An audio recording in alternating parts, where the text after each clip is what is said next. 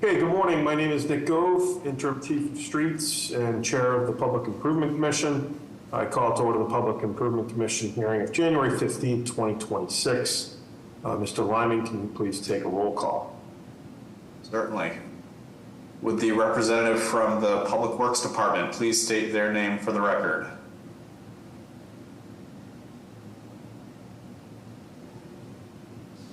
Chair Gove, if you're speaking, you're muted. Sorry. Nick Gove, Chair of the Commission. Thank you. Property Management Department, please do the same. Joseph Callahan. Thank you. Transportation Department. Lee Gordon. Inspectional Services Division. Brian Ronan. Water and Sewer. Denise Devlin. And Disabilities. Sarah Leung. We have a full quorum. All yours, sir. All right. So first agenda item is the hearing minutes from December 18th. At the request of the Public Improvement Commission staff, the acceptance of the minutes of the PIC hearing, which was held on December 18th, 2025. Do I hear a motion to approve the minutes from December 18th? I'll make a motion to approve the minutes of December 18th. Second. All in favor? Aye. Aye. Any opposed or abstained? Hearing none, so moved. Okay, on to new business. First agenda item is 29 Hawkins Street. Grant a location on a petition by Eversource Electric. Would the project team please introduce yourselves as well as your affiliations and provide a brief overview of your project and the different actions you would like the commission to consider? Yes, sir. My name is Samantha Ramos. I am the project manager representing Eversource's assets here. We run and operate the substation at Hawkins Street, right next to the police station. And we are needing to place an anode bed in the street on Hawkins between the station and the A1 police station. I can share my screen and show y'all exactly where we're looking to place, if that's okay. Yes. Okay. So this is Hawkins Street here. This is our station over here on the left. This is where the police station exists.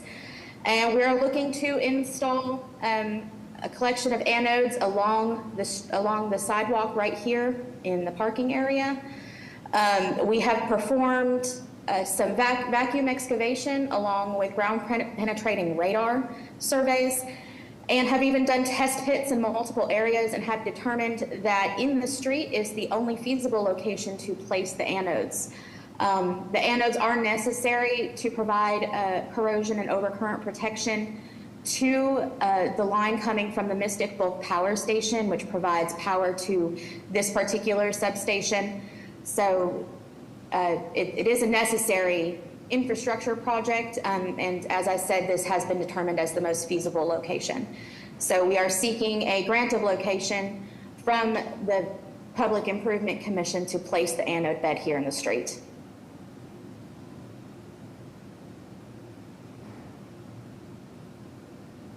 Okay. Do y'all have any questions? Any questions or comments from the commission? Yeah, will that impact the parking spaces along the street in the photo? Only temporarily, as far as the construction duration goes. We will return the street and sidewalk back to its previous or better condition after we are completed construction.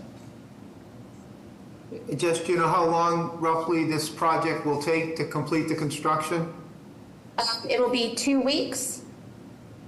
But the actual street closure will only have a duration of about 3 days maximum.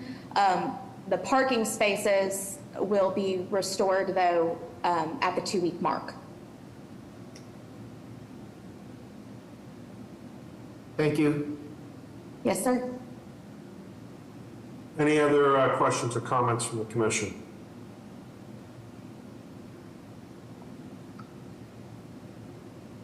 How about PIC staff or members of the public? I will remind the public, if you wish to ask questions or add testimony to any particular action, we ask that you please use the raised hand function, which can be found at the reactions tab at the bottom of your screen. Giving everyone a moment. I do not see any raised hands, and PIC staff is all set with this for now. Great. Thank you, Todd. Samantha, is 2 weeks enough time to come back? Yes, sir. Okay, we will see you in 2 weeks on January 29th. Thank you. Looking forward to it. You'll have a great day. Thank you. Okay, next item on the agenda is 1188 to 1194 and 1200 to 1208 Bennington Street in East Boston. Repairs on a petition from GVW Incorporated. Can the project team please introduce yourselves and your affiliation this Yes. time? Good morning, Mr. Chairman, and through to the members of the commission. For the record, my name is Richard Linz. I'm an attorney with a business address of 245 Sumner Street, East Boston, on behalf of the petitioner GVW. With me is George Wattendorf, who is the principal, Brendan Collins, project manager, as well as Craig Marchandona, who's our civil engineer. As indicated in the petition, this is for specific repairs, including sidewalk, curb ramp reconstruction, granite curb realignment, driveway opening, and landscaping connection. With a proposed mixed-use multifamily residential project, there's a total of 2 buildings, which have been approved under Article 80 of the Boston Zoning Code, as well as has received all necessary relief from the Boston Zoning Board of Appeal. The proposed repairs are shown in a plan that's been filed with the commission. I can share my screen and turn it over to our engineer to walk through the specific actions that we're requesting, if that's okay with the commission. Yeah, yes, sir. All right, let's see.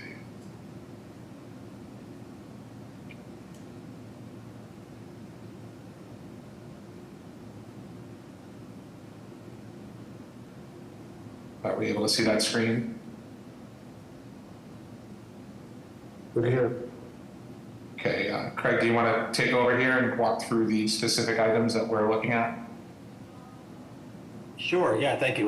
Craig Marchanda and Associates.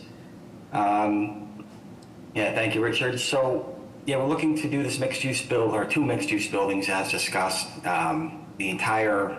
The sidewalk along our entire frontage will be replaced with a 6-foot wide concrete sidewalk. We're going to be, currently the site has 4 curb openings. We're going to be closing all 4 of those and creating 1 new one. So it'll be a net reduction of 3, which is great. There'll be utility connections, of course, to service this development across various parts of the frontage. As Richard mentioned, we'll be replacing all the curbing where we're closing the openings and removing the curbing where we're creating an opening.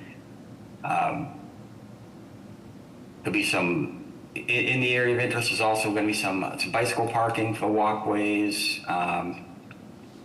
providing access to the property, both buildings along the whole way here. I don't really have much else specific to point out. There'll be obviously extensive landscaping as well. It should look really nice here when we're all said and done.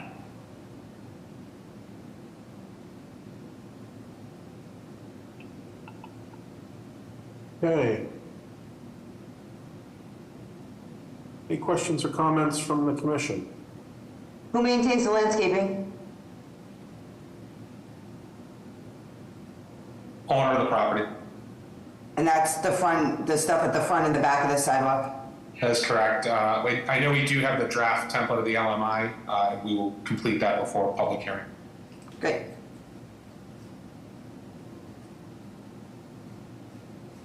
Great, thank you, Amy. Any other questions or comments from the commission?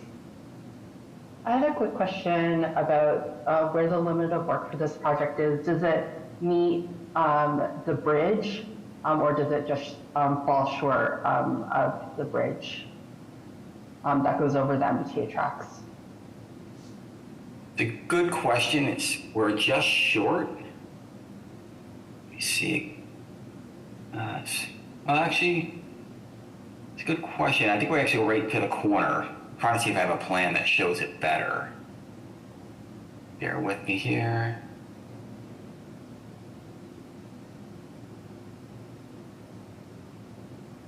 I think relatedly, the connection with the bridge deck with the right of way in the sidewalk area, that connection is a little bit inaccessible. I think there's a little bit of a lip.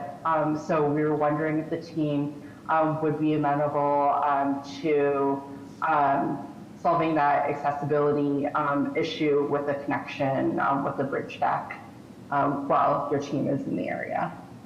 I would like to just point out, if I may, through the chair, this is also, as you can see on the plan, we are abutting the MBTA right away. We've gone through an extensive licensing process with MBTA. I know that bridge is likely to be under their jurisdiction, or they may have some say over that. So certainly happy to do anything to address the concerns for accessibility. Just want to make sure that we're staying within the scope of the license that we've worked out with the MBTA on this. Noted. Any other questions or comments from the commission? I do have another question. It looks like there's a pole on the west end of the site. We just wanted to confirm that there's a 5-foot clearance there. And then just to confirm that dimension on the place if possible. I'm sorry, could you, which pole are you looking at, Sarah?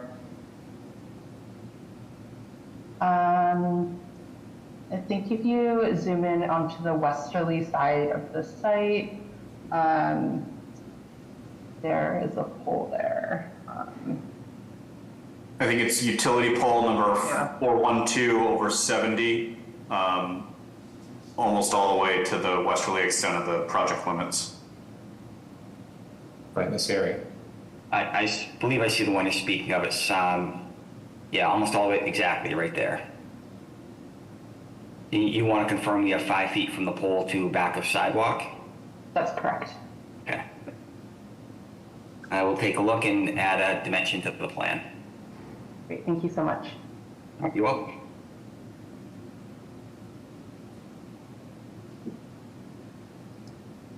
Okay, any other questions or comments from the commission?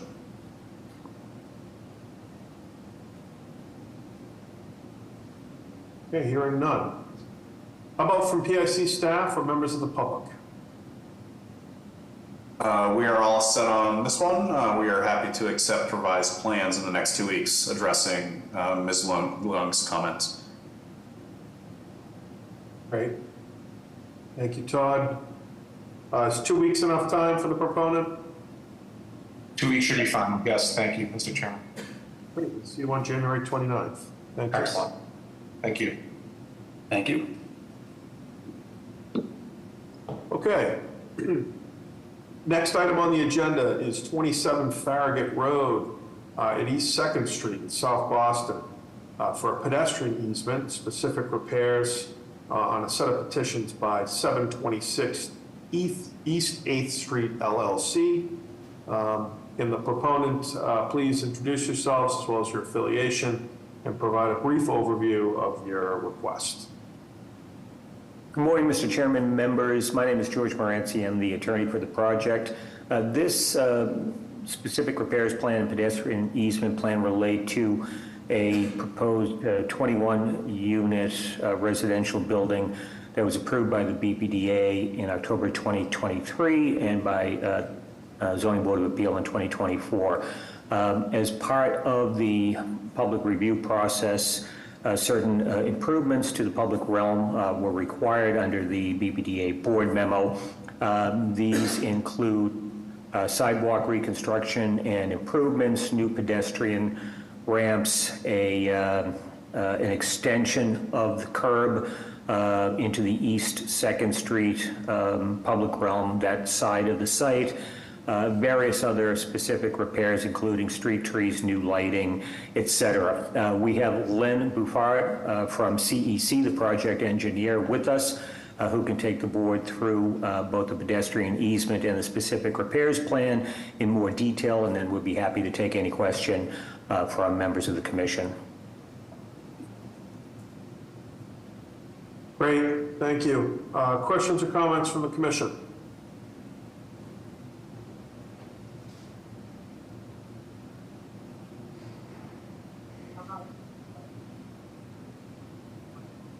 All right, hearing none. How about PIC staff or members of the public? George or Lynn, if you want to just throw the plans up really quickly for the record.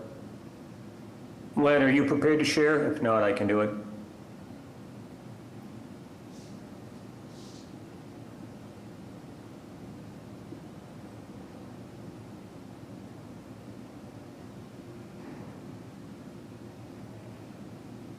Sharing the specific repairs plan, which obviously includes the easement area, which is along the East 2nd Street side of the site. Can everybody view that?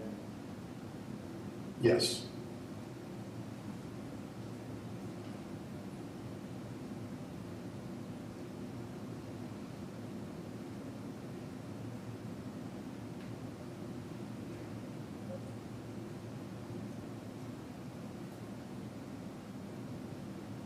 Appreciate the team making some last minute adjustments to the plans yesterday in regards to the alignment of the crosswalk on Harrogate Road. We do want to express our desire to look into a raised crossing on 2nd Street. So just getting a commitment from the team to explore that option would be great. Thank you. Thanks, Sarah. George Morency again. Yes, we will certainly do that. We'll be in touch with you between this meeting and the meeting for a vote in 2 weeks. And I think 2 weeks is an adequate amount of time.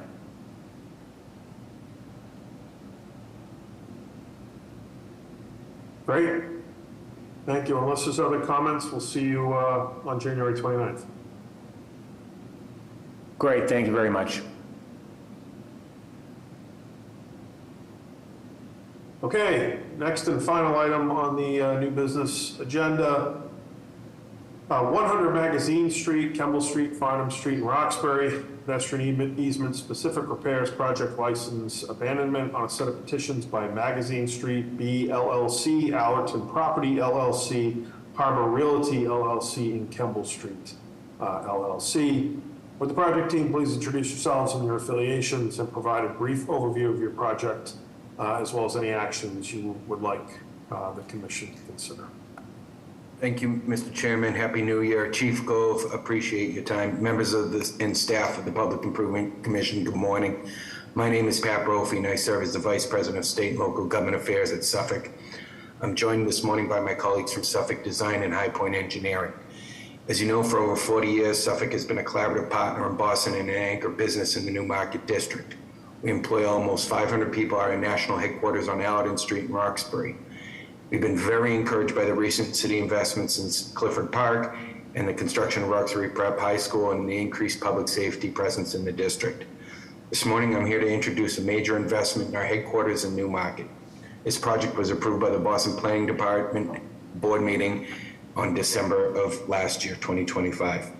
This estimated $30 million renovation of 100 Magazine Street will transform the office and warehouse space into state-of-the-art office that will house Suffolk's technology, innovation, research, product development teams. When complete, 100 Magazine Street will be the epicenter of artificial intelligence in the built environment. Our CEO, John Fish, is very proud to call Roxbury home, and this renovation will support our anticipated growth, making us one of the largest employers in the Newmarket District.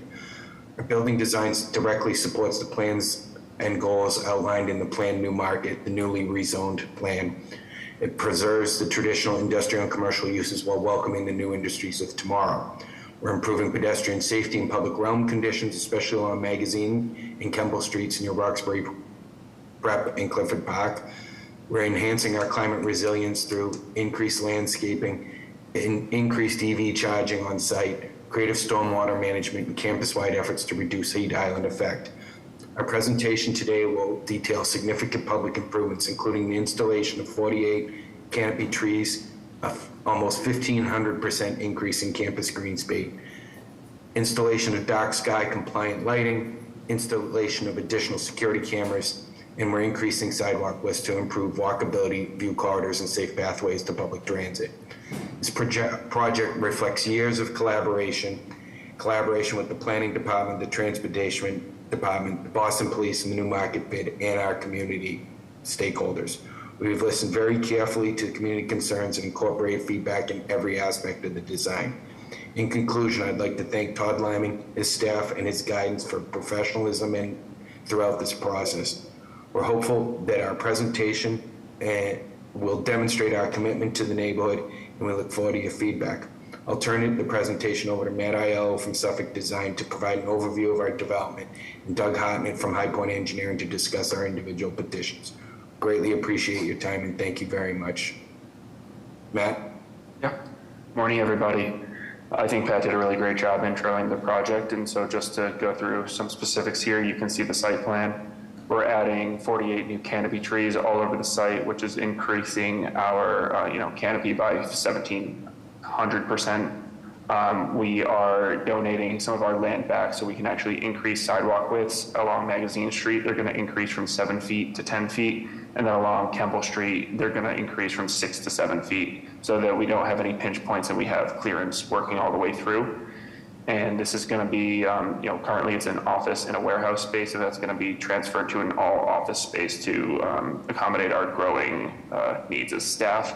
And so we're also adding some parking spaces behind the building in order to accommodate those new employees. Let me go to the next slide, Joe. Just a quick image of what the building looks like today. This is, it's an old warehouse building. And if we go to the next slide, just wanted to provide you some imagery of what it is that we're proposing. Right here, you can see that we're, doing some aesthetic upgrades to try to upgrade the overall neighborhood feel and aesthetic. We are adding a new overclad system, which is going to be a perforated, corrugated rain screen system. It's 11.5 feet above the sidewalk and projects about 8 to 10 inches. And, you can see all the trees and other public amenities that we're adding in there. And if you go to the next slide. This is a little bit deeper into our site, but just again, wanted to provide some overall context. This is the warehouse building that will be our center for AI in construction as we, intend to be leaders in that field and continue our growth there.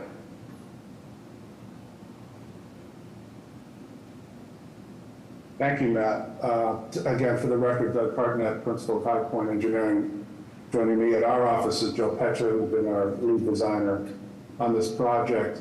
Given the number of petitions that are being considered by the Public Improvements Commission, we wanted to provide a key plan to give there's a better understanding on where each petition falls within the property. Going from top to bottom on the agenda, pedestrian easement, as Matt had alluded to, is associated with the green along Magazine Street and along Kemble Street. And again, that pedestrian easement is provided as a result of discussions with Boston Planning and other stakeholders in the Newmarket area for the desire to increase these sidewalks to improve the public realm in both those roadways. The second is the specific repair aspects of it. You see that in red. That's essentially sidewalk reconstruction and curb cut closures and sidewalk widening along Magazine Street from really the northeast corner of Farnham, which is a private way, and we'll discuss that in a minute, and around the corner and down Kemble Street to the property line to the west. The third petition being considered by the Public Improvements Commission is the projection license. Matt described that a little more specifically in his prior comments regarding the fenestration improvements on the facade of the 100 Magazine Street building. And then the last one is the private way abandonment of Farnham Street that's shown in blue. Farnham Street is a private way, 40 feet wide. It has no redeeming value in terms of providing public access. It's an old right-of-way that was established many decades ago. And with the improvements proposed under the campus master plan, it makes sense now to come to the decision that Farnham Street is obsolete and seeking approval of the discontinuance of that roadway. Next slide, John. These are the specific technical drawings that were submitted to the Public Improvements Commission as it relates to each of the petitions.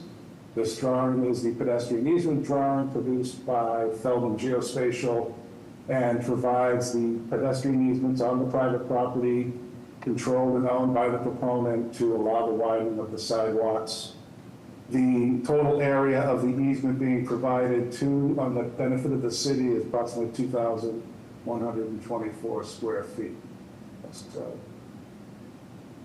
Under the specific repair application, this is the technical plan associated with that. You can see in the darker shade, Joe, if you can zoom into the plan.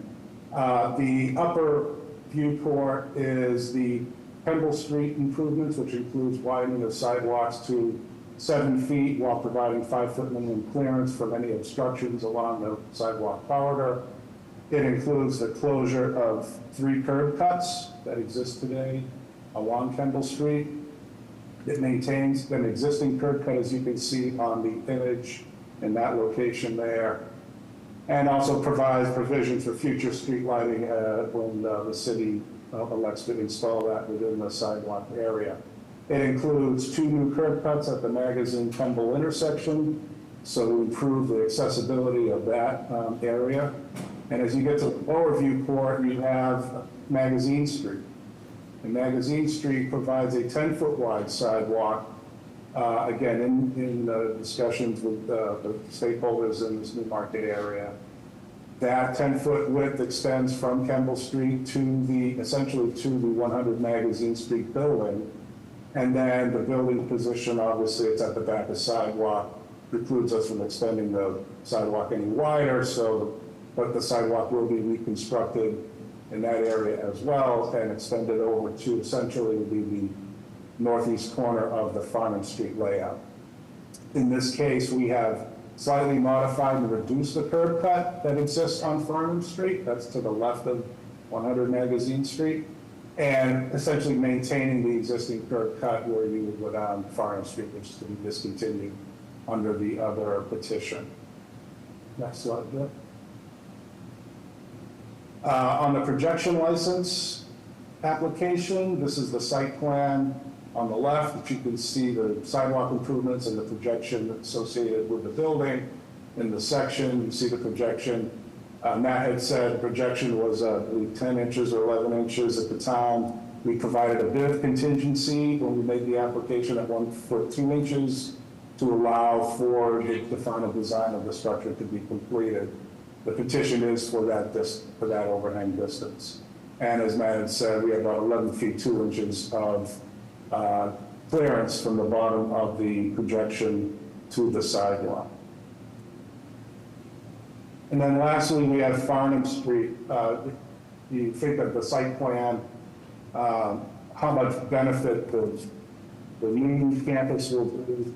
We're providing not just vehicular circulation, but we're also providing pedestrian connectivity between 100 Magazine Street and 65 Allison Street, the headquarters. And by extension, all those pedestrian uses really do make Farnham Street obsolete. And so we felt it was appropriate at this time to petition for the abandonment of Farnham Street.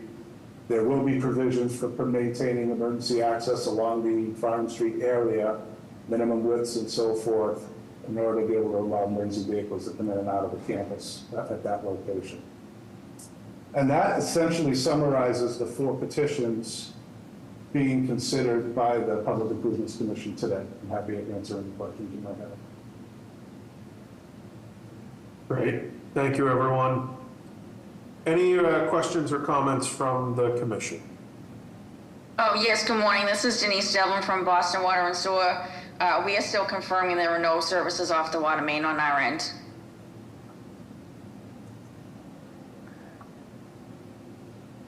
Thank you. Thank you. Any other questions or comments from the commission? Thank you so much for the presentation as well for providing the updated plans yesterday.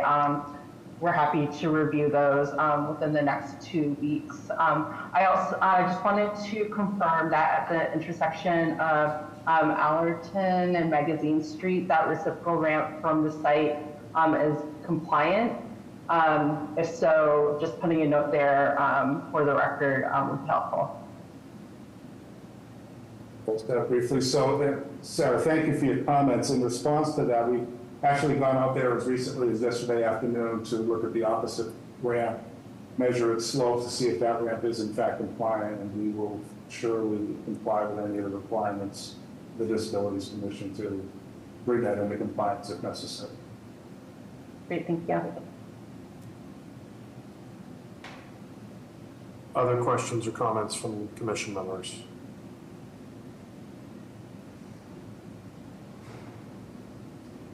Okay, hearing none, how about the IC staff?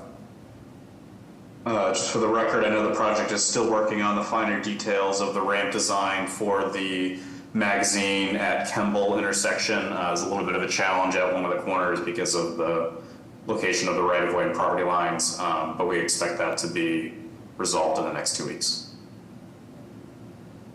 Thanks, Todd. How about members of the public? I see no raised hands, so I think we're all set. Great. And proponent thinks that 2 weeks is enough time? Yes, sir. Thank you, Chief. Thank you, Todd. Okay, we'll see you on January 29th. Thank you very much. Have a wonderful day. Thank you. Thank you, everyone.